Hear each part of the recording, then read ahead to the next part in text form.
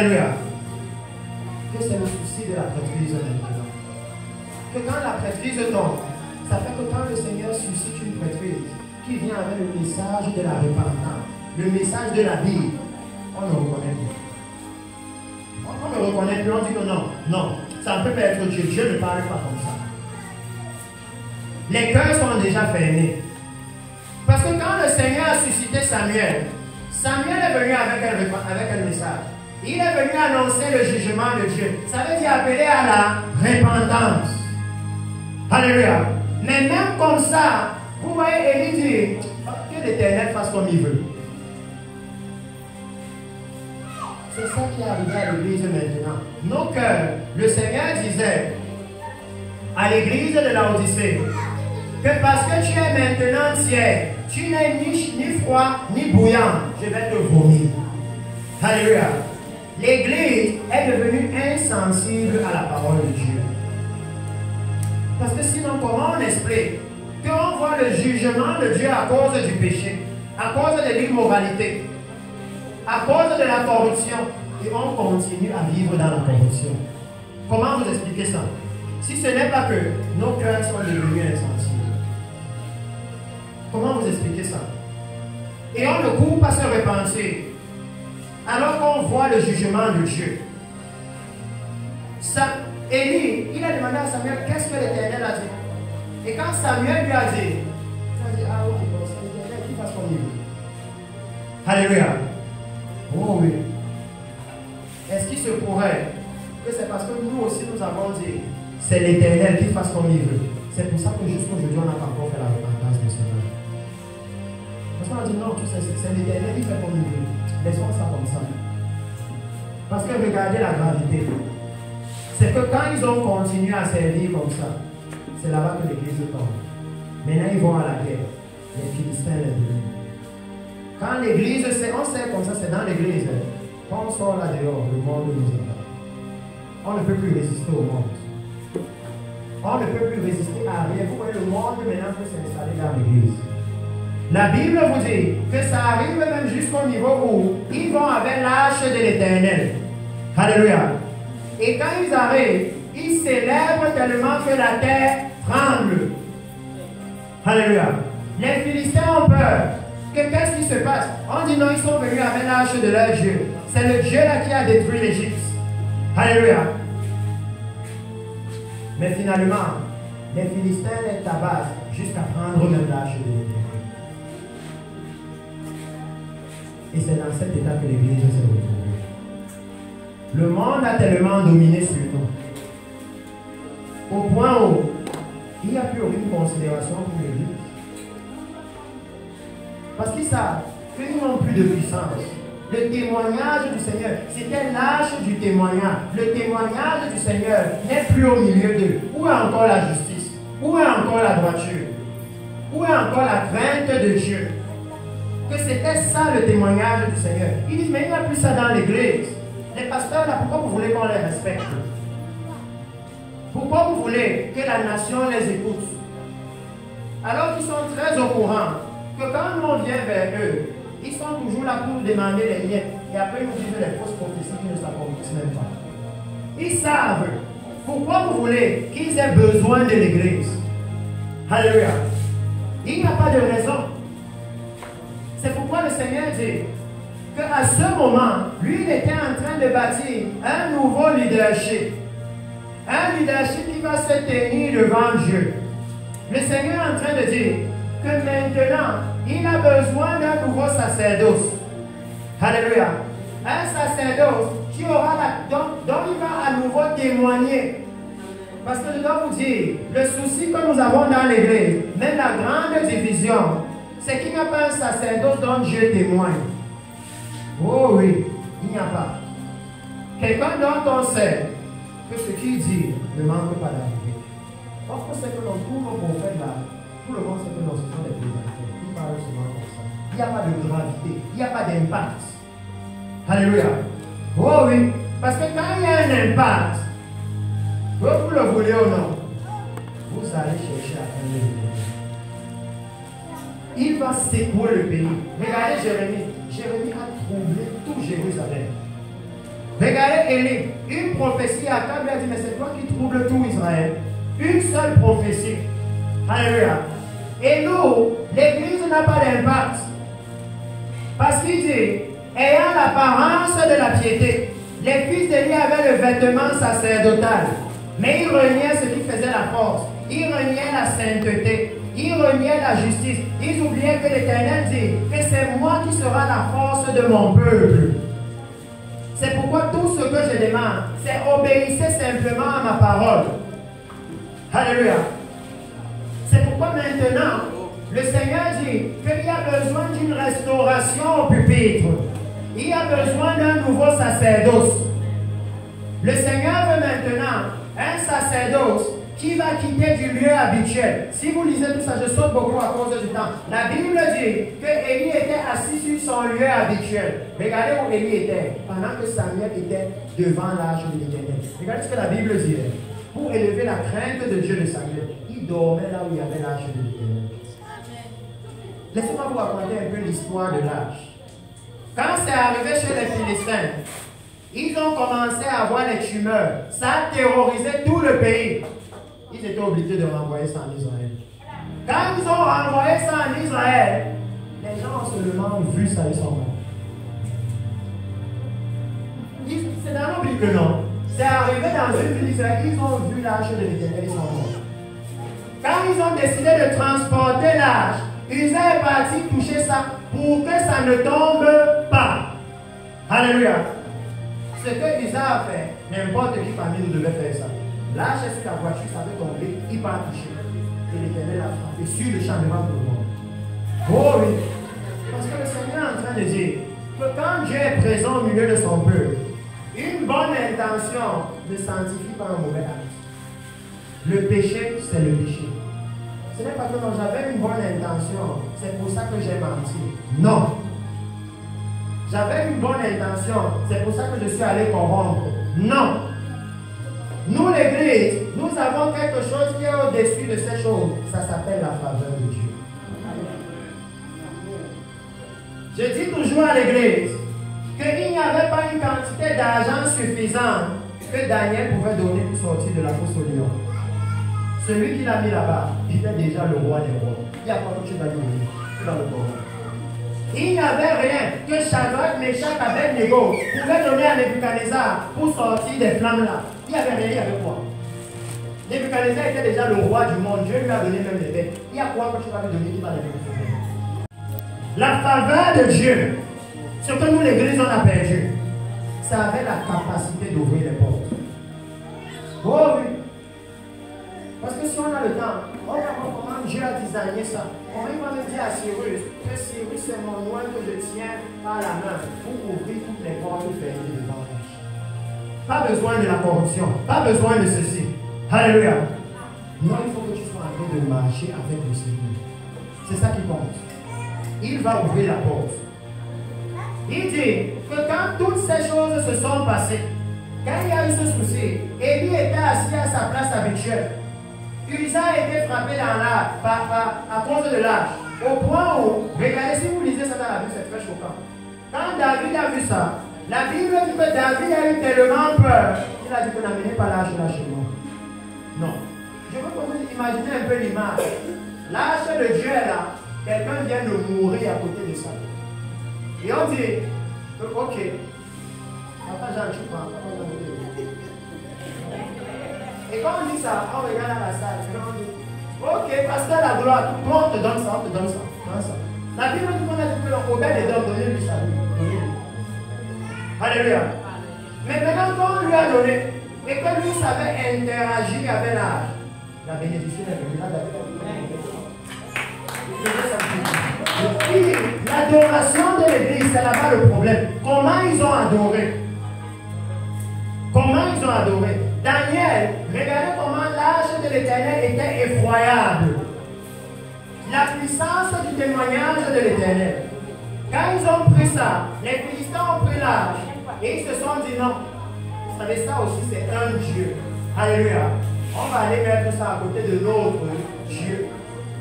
Et la Bible dit que lui a dit par Esaïe qu'il n'y a aucun autre Dieu à côté de nous. Alléluia. Donc quand ils arrivent, même leur Dieu est maintenant prospéré et il adore l'Éternel.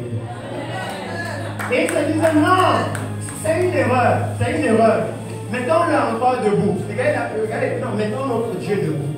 Et il part. Et le lendemain, il faut que maintenant l'Éternel s'est réveillé comme le puissant guerrier. Il a coupé la tête et coupé les mains. Alléluia.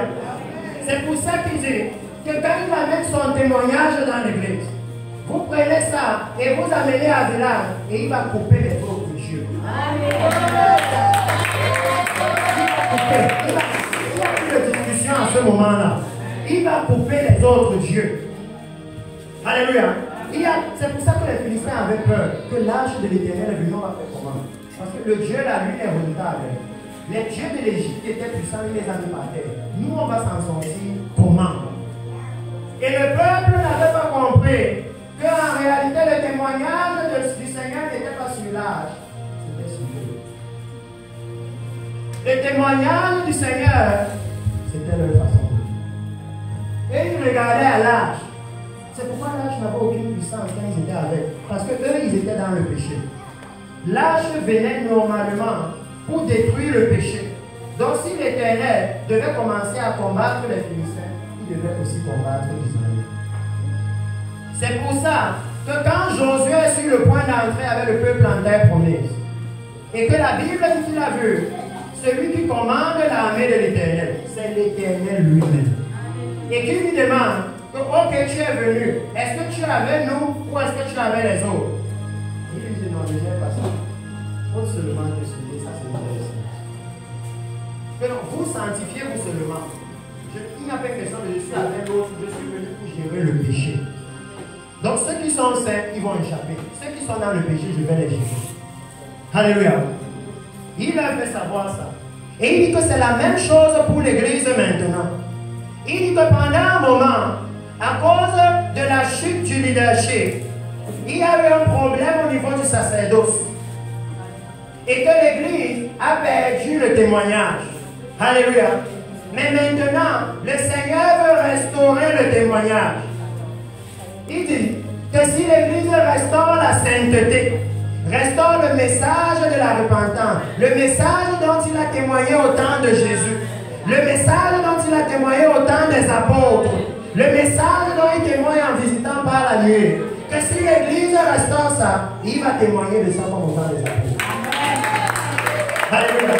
Il n'y a pas de raison qu'il fasse différemment. Il va témoigner de ça comme au temps des apôtres. Le problème d'Israël, c'est qu'ils avaient changé l'adoration. Alléluia. Ils avaient changé l'adoration. Et vous voyez, avec la gravité de l'arche là, Samuel, lui, il dormait là où il avait là. Vous pouvez imaginer la grandeur de Dieu de ce monsieur. Que là où on disait que le sacrificateur même éveillé, il pouvait mourir là-bas. Là-bas, c'est là-bas où Zacharie s'est trouvé. Et une erreur, elle est devenue mieux. Un doute seulement. Vous comprenez la gravité. Parce que quand on parle du sacerdoce, le problème c'est que nous, le sacerdoce, on a compris notre appel trop bas. On a compris notre appel comme si on était les ministres mondains. Non, nous sommes les ministres de Dieu. Regardez un peu la probité, l'intégrité que vous attendez des ministres du gouvernement. Maintenant, vous qui êtes ministres de Dieu, eux, ce sont les ministres d'un non corruptible, non? Maintenant, nous qui sommes les ministres de Dieu qui est incorruptible, quelle est la probité que les gens attendent de nous? Quelle est l'honnêteté que les gens attendent de nous? La justice que les gens attendent de nous? La droiture? Parce qu'ils savent que non, eux, ils ne servent pas un homme qui est corruptible. Ils servent le Dieu incorruptible. Alléluia. Que nous devons comprendre la grandeur de l'appel de l'Église. C'est pourquoi je vous ai dit que dans Hébreu qu'on a lu le premier jour, il essaye de leur expliquer que non, vous n'êtes pas dans le sacerdoce selon Aaron. Vous êtes dans le sacerdoce selon Melchisedec. C'est encore plus haut. Le standard est encore plus élevé. C'est pour ça que dans Hébreu, il leur dit que regardez, vous ne vous êtes pas approché d'une montagne. Alléluia. Oh oui, c'est l'un des messages de ça. Comment vous expliquer qu'au temps d'Israël, la nuée est descendue sur la montagne, non? Et le Seigneur a dit quoi? Dis-leur de ne même pas s'approcher de la montagne. Comment alors la nuit descend maintenant au milieu de l'église? Le sang de Jésus a fait la différence. Le Seigneur leur montrait que là, il dit lavez vos vêtements. Mais l'eau pour laver le vêtement là, ce n'était pas suffisant pour leur donner accès. C'est pour ça qu'il dit à l'église que non, pour vous, c'est plus grave. Vous ne vous êtes pas approché d'une montagne en feu. Alléluia. C'est plus élevé. Mais c'est à ce moment que vous voyez que même la justice des pharisiens, on n'a pas. Même leur standard, on n'a pas. Alors que lui, il a dit que non, pour vous, l'église, c'est plus élevé. Vous êtes l'église de la gloire de la dernière maison. Alléluia. Un standard de gloire plus élevé. Vous êtes cette église de justice et de pureté que l'église doit être en train de manifester maintenant. Alléluia. Parce que l'Éternel leur disait quoi? Que vous serez sanctifiés par ma présence. Oh oui, je viens dire à l'église que vous savez que Dieu est dans l'église. Pas quand tout le monde parle à la quand vous voyez la sainteté. Si vous voyez la sainteté, Dieu est là. S'il n'y a pas la sainteté, posez-vous la question de qui est-ce que nous avons. Il dit que le Seigneur maintenant, il a besoin d'un renouvellement sacerdotal. Alléluia. Il a besoin que nous renouvelions notre façon de l'adorer. Alléluia. Restaurons la justice. Restaurons la droiture, restaurons la sainteté, restaurons le message de la venue du Messie. Alléluia. Restaurons l'évangile de la repentance. Alléluia. Et lui, il va visiter la maison. Alléluia. Parce qu'il dit que non, de son côté, il n'échoue pas. C'est nous qui devons faire l'adoration conforme. Quand on a amené la place au Obed-Édom, la Bible dit que la faveur de Dieu était sur sa maison. Et à partir de ce moment, David a dit non, ne laissez pas ça là-bas, donnez-moi. Moi-même, je veux ça chez moi maintenant. Que ça a souvent été ça le souci de l'Église. La façon dont nous avons adoré le Seigneur n'a pas permis qu'il a combattre pour nous. Ça n'a pas permis que le Seigneur soit un rempart entre nous et l'ennemi, entre nous et le monde. Alléluia. C'est pourquoi il dit que non. Pour nous, l'Église maintenant, il nous a aimés au point de nous donner une nouvelle chance. Alléluia. Que nous avons la chance de rebâtir à zéro. Si hier, nous n'avons pas conduit nos enfants dans les voies du Seigneur, nous avons la chance de le faire maintenant. Alléluia. L'église n'est pas encore enlevée. Si hier, nous avons négligé le sacerdoce, on a pris ça comme un jeu. On peut faire n'importe quoi avec. On peut donner à qui on veut. Alléluia. La Bible dit, c'est Dieu qui appelle. Et quand Dieu appelle, souvent j'ai vu les pasteurs, je me suis dit, non, ne vous souciez pas. Vous n'avez pas besoin de dire non. Qu'on m'accepte dans l'église, il faut que j'aille payer 25 000 là-bas, il faut que je donne 100 000 à celui-ci. Au point, on me dit que non. Lui, on lui a dit que s'il ne donne pas 2 millions, on ne le consacre pas. Je sais déjà que le jour où il trouve les 2 millions là, le premier culte, ça risque d'être culte d'eau et culte d'onction conjoint. Parce que vous allez rembourser les 2 millions là. Ce n'est pas pour rien qu'on est prêt à aller payer. C'est un investissement. Alléluia. Il dit non. Maintenant, il y a un nouveau sacerdoce. Le sacerdoce, la lignée selon Samuel, il n'était pas prévu dans le sacerdoce. Alléluia. Il n'était pas prévu d'être pasteur. Il n'était pas prévu que c'est lui qui va porter le message. Mais c'est avec lui que le Seigneur a commencé à libérer. Alléluia. La Bible dit qu'il a été juge sur Israël pendant 40 ans. Parce que l'autre sacerdoce avait foulé au pied la sacrificature. Il n'avait pas pris ça au sérieux. Alléluia. Si nous prenons le sacerdoce de Dieu au sérieux, mes frères, alors nous ne pouvons plus être dans l'immoralité sexuelle. Nous ne pouvons plus être dans la pauvreté. Nous allons réaliser que nous devons prendre soin des brebis du Seigneur. C'est eux les sacrifices que Dieu veut. Et Dieu dit dans la Bible qu'il veut un sacrifice saint. C'est pourquoi nous devons les sanctifier. Alléluia. Nous devons les sanctifier. Et Jésus a dit quoi dans la parole? Quand je suis en train de clôturer, il a dit que je me sanctifie moi-même. Ça veut dire, nous ne pouvons pas sanctifier l'Église alors que nous ne sommes pas dans l'Église. Ce n'est pas possible. Parce que dans la Bible, il dit qu'ils vous promettent la délivrance alors qu'eux-mêmes ils sont captifs. On ne peut pas délivrer l'église de l'amour de l'argent si nous-mêmes on ne sait pas repentir de l'amour de l'argent. Nous ne pouvons pas délivrer l'église des mensonges, des fausses prophéties, du désordre qu'il y a là, alors que nous-mêmes on est en train de jouer au prophète. Vous croyez qu'ils ne voient pas? Ils imitent seulement ce qu'ils voient. Ils voient dans l'église que, non, parce qu'on dit qu'il est prophète. Et de temps en temps, comme quelqu'un m'avait dit, ils trouvent. Parfois ils ratent, parfois ils trouvent. Eux aussi comprennent que, bon, ça veut dire que si moi aussi de temps en temps je rate et je trouve, je suis prophète. C'est tout. Ils imitent ce qu'ils voient. Alléluia. C'est nous qui avons la responsabilité. Nous le sacerdoce. Ça veut dire les pasteurs. Ça veut dire l'église. Parce que c'est l'église qui doit enseigner la justice à la nation. C'est ça le leadership qu'il nous a donné. Que quand nous enseignons la justice à la nation, maintenant la nation commence à adorer Dieu conformément. Et Dieu bénit toute la nation. Parce qu'il dit que la justice élève une nation. Alléluia. Donc le Seigneur dit que c'est le moment précieux où il y a besoin d'un nouveau sacerdoce. Alléluia. Que si hier, nous avons foulé aux pieds les sacrifices de l'Éternel, si hier nous n'avons pas compris que les pauvres qui viennent à l'église là, c'est les sacrifices de l'Éternel, nous devons veiller sur eux. Nous devons nous occuper des brebis de l'Éternel. Il dit à partir de maintenant, nous devons changer. Alléluia. Parce que le Seigneur est en train de dire que c'était ça les problèmes de la prêtrise à l'époque. L'immoralité sexuelle. Les problèmes de la prêtrise, c'est qu'ils foulaient au pied le sacrifice du Seigneur. Alléluia. Ça veut dire, ils allaient volontairement dans le péché, pourtant ils connaissaient la parole de l'Éternel. C'est ce qui arrive à l'église maintenant. Beaucoup sont tombés à cause de ça. Oh, souvent dit ça, non. Oh, le pasteur là, il avait bien commencé. Qu'est-ce qui s'est passé? Il avait bien commencé. Et le Seigneur dit que le problème avec ce sacerdoce, c'est qu'il dit dans la Bible que maintenant le salut est plus proche de nous que lorsque nous avons cru.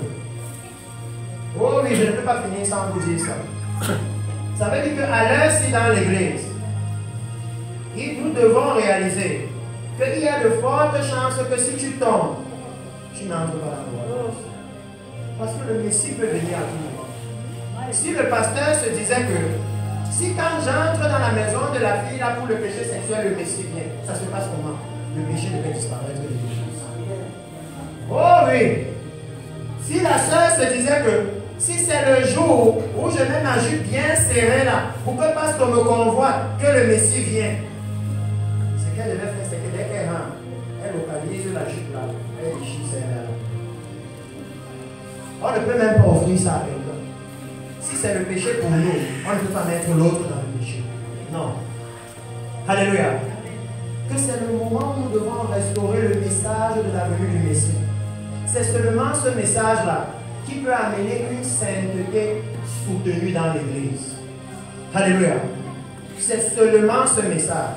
Si nous voulons la sainteté, si nous voulons le réveil de la sainteté, le réveil de la repentance, là où les paralytiques marchent, alléluia, c'est dans ce réveil-là. Le Seigneur dit que la balle est la montre pas. D'où vient-il que tu honores tes fils plus que moi? Tu connais très bien la loi. Et tu sais que la loi dit que si tes enfants sont rebelles, Élie était souverain sacrificateur. C'est lui qui avait la loi. C'est lui qui enseignait ça aux autres. Mais quand ses enfants étaient rebelles, il ne savait pas que la loi dit que je dois les mettre sur la place publique et on doit les lapider. Mais ça veut dire que je ne peux plus soutenir ces ministères-là qui prêchent un autre message.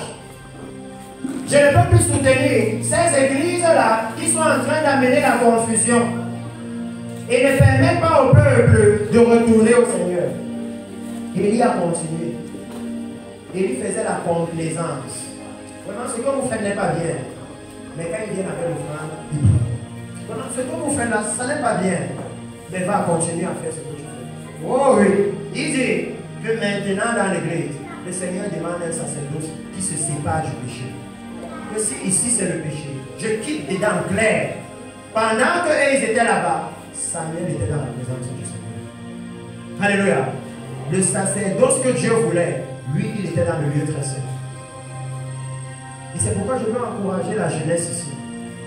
Vous allez voir que chaque fois que le Seigneur fait un mouvement dans l'église, dans la Bible, la jeunesse était toujours pleine. Samuel, c'était un jeune serviteur. Jérémie, c'était un jeune serviteur. Gédéon, c'était un jeune serviteur. Alléluia. La jeunesse était toujours pleine. Que ce n'est pas le moment où on va se dire non, moi je suis encore trop jeune, tu sais, prêcher là, c'est pour les papas mayas. C'est lui qui peut faire ça. Moi, je ne connais pas encore. Il dit non. C'est le moment maintenant où nous devons nous lever et servir Dieu. Il y a des âmes là-dedans qui périssent. Alléluia. Nous aussi, on peut se préserver comme Samuel. Il a dit à Timothée que non, invoque le nom de Dieu avec ceux qui l'invoquent d'un cœur pur. Préserve-toi de ces souillures-là. Alléluia. C'est le même conseil que la mère de Samuel lui avait donné. Que quand tu les vois aller prendre les sacrifices de l'Éternel et manger, n'entre pas toi dedans. Si tu les vois coucher avec les femmes à l'entrée du temple, n'entre pas toi dedans. Parce que je t'ai consacré à l'Éternel. Alléluia. C'est la même chose que Paul va dire à Timothée dans le livre de Timothée que non, préserve-toi de ces souillures du monde là. Toi, reste dans le lieu très saint parce que c'est là-bas qu'il y a l'appel du Seigneur. Alléluia. C'est à cause de ça que l'appel a changé dans l'église. Maintenant, l'appel est basé sur l'argent. L'appel est basé sur qui peut aller payer à l'école de théologie. Alléluia. Les pasteurs n'arrivent plus eux-mêmes à bâtir des serviteurs fidèles. Ce n'est plus possible. Vous l'envoyez à l'école de théologie et il vient avec son message.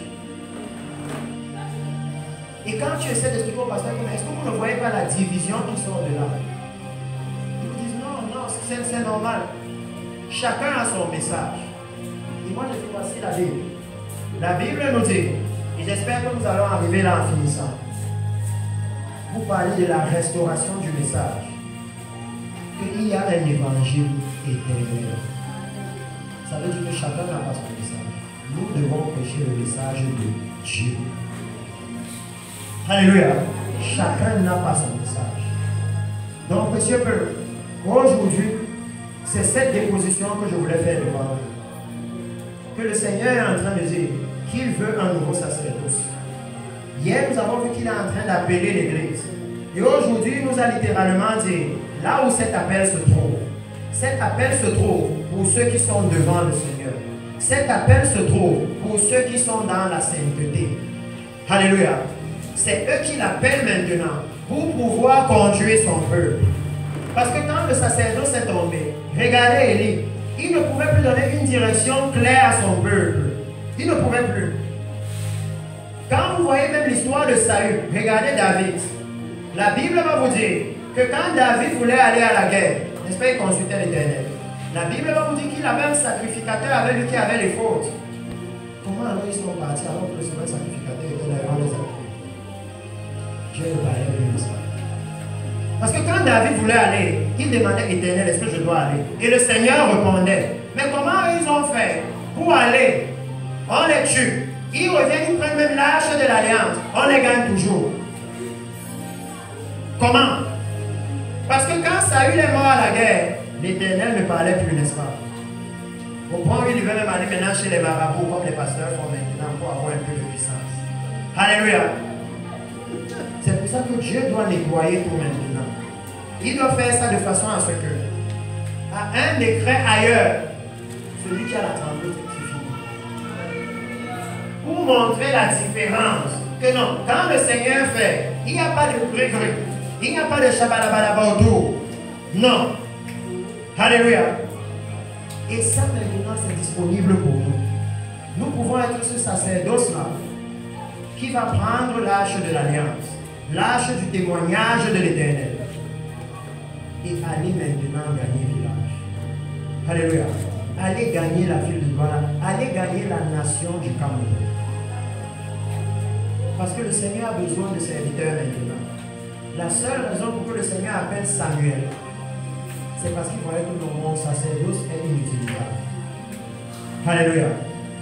Le Seigneur veut un sacerdoce. Mais la question est de savoir, est-ce que nous allons accepter de laisser le Seigneur nous renouveler? Parce que la Bible, nous avons écouté le message, la prophétie. Et vous avez vu, Dieu a suscité Samuel, pas comme il avait suscité l'ancienne Église. Ça veut dire que là où l'Église dit non, le réveil, ça doit venir comme on avait fait avant. Il dit non, il va construire différemment.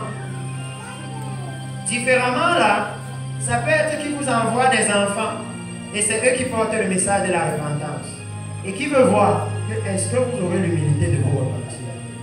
Ou est-ce que vous n'allez pas dire c'est seulement le pasteur Salomon, lui, il est dans l'église. C'est le pasteur Étienne qui l'a même consacré.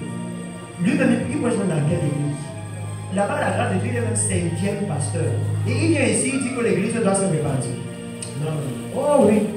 Quand le Seigneur veut faire, alléluia, il ne gère pas nos façons de voir. Alléluia. Il dit que le cœur qui est prêt, qui est disposé, il fait avec nous. Alléluia. Quand on a dit non, le Seigneur va visiter l'église. Il dit que la visitation est internationale. Et à l'EMA, ils étaient prêts, ils étaient disposés. Il a fait avec eux. Ceux qui sont prêts, qui sont disposés. Alléluia. Il fait avec eux. Parce qu'il dit que lui ne fait exception de personne. Alléluia. Il n'est pas limité. Il y a 8 milliards d'habitants sur la terre. Et on dit qu'il y a au moins 25 millions de Camerounais. Donc c'est 25 millions de potentiels pasteurs. Alléluia. Donc c'est à nous de voir que quand dans Hébreu il dit que nul ne s'attribue cette dignité, que le fait que le Seigneur nous appelle à le servir maintenant, c'est vraiment une dignité. C'est un honneur. Alléluia. Nous ne pouvons pas prendre ça à la légère. Commencer à dire, oh, je vais aller servir Dieu pourquoi? Non. C'est un honneur. Alléluia. Parce qu'il dit dans la parole que le service que nous faisons, lui bénit toutes les générations qui viennent derrière nous jusqu'à 1000 générations. Si nous le servons fidèlement. Ça veut dire que le service de Dieu que nous faisons maintenant, c'est un investissement même jusqu'à 1000 ans si le Messie part. Un investissement. Combien d'entre nous avons littéralement sacrifié notre descendance parce que nous avons servi le Seigneur avec négligence, avec légèreté? Combien? Parce qu'il dit non, pour ceux qui sont fidèles, je les bénis. Alléluia. Jusqu'à 1000 générations. Est-ce que vous comprenez la gravité de comment on sert Dieu?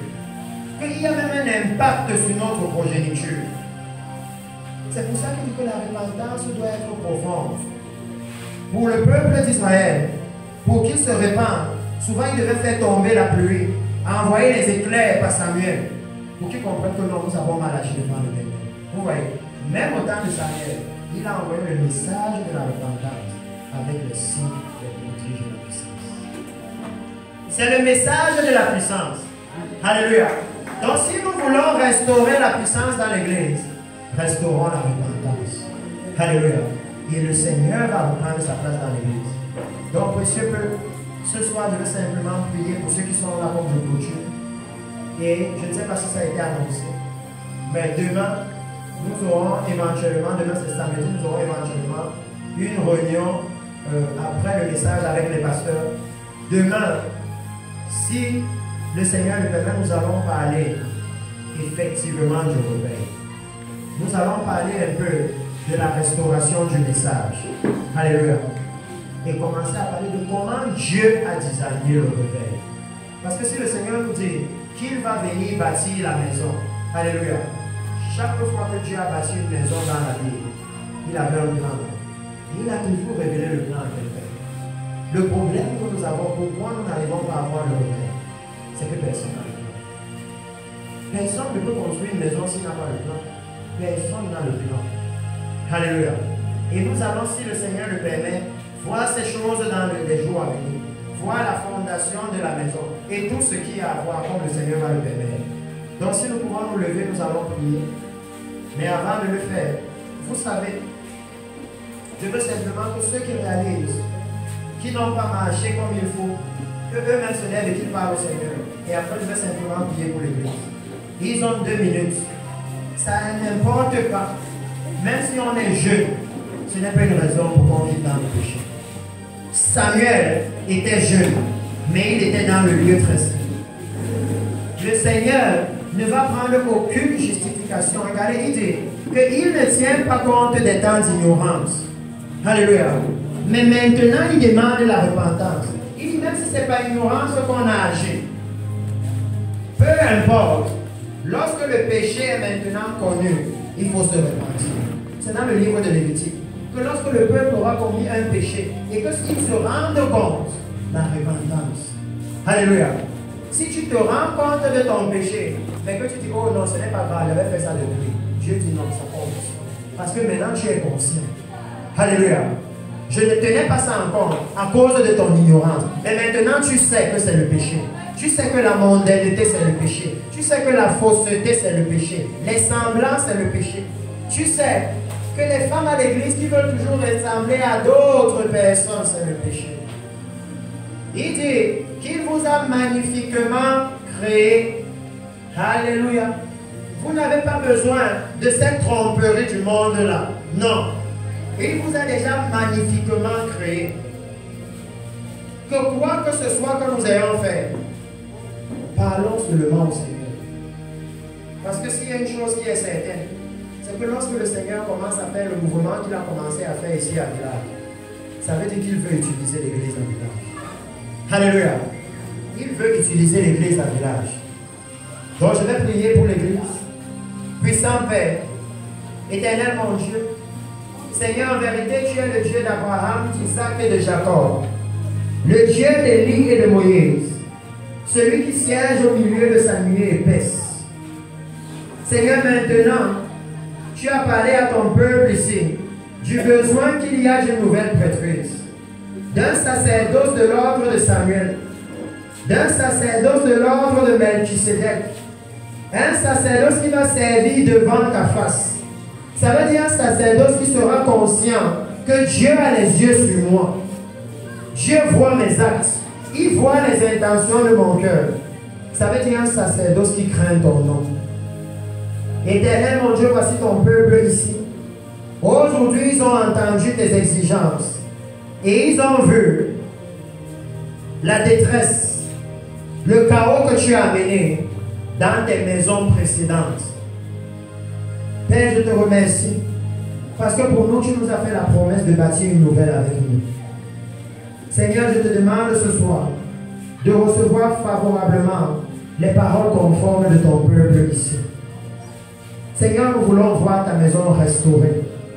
C'est pourquoi j'implore ta grâce et ta miséricorde, afin que tu utilises chacun d'entre nous ici pour pouvoir restaurer cette demeure, de la même façon que tu l'as fait au temps de Néhémie, où chacun pouvait reconstruire le mur de Jérusalem là où il était. Seigneur, permets que ici les pasteurs qui sont présents puissent prendre à cœur à cette heure ta mission. Seigneur, ôte de nos cœurs la négligence dans ton service. Aide-nous à valoriser le sacerdoce à cette heure, à comprendre que nous sommes le sacerdoce qui va délivrer ton église dans ton royaume. Nous sommes le sacerdoce qui est censé voir le Messie venir. Donne-nous de mesurer la gravité et de te servir conformément à cette gravité. Accorde-nous des cœurs souples, Seigneur, des cœurs dociles, qui peuvent accepter de faire les changements que tu demandes, afin que ta gloire puisse entrer dans l'Église et que ton peuple, que cette nation soit restaurée. Je te recommande toutes les âmes présentes ici ce soir et je demande que ta bénédiction aille avec eux, comme ils vont rentrer chez eux, et même pour ceux qui demeurent ici dans la veillée. Père, visite ton peuple, bénis ton peuple, pourvois à leurs besoins, afin qu'ils ne manquent de rien et qu'ils ne se tournent pas vers les choses du monde au moment précis où tu veux les utiliser. C'est dans le puissant nom de Jésus que je te prie. Amen.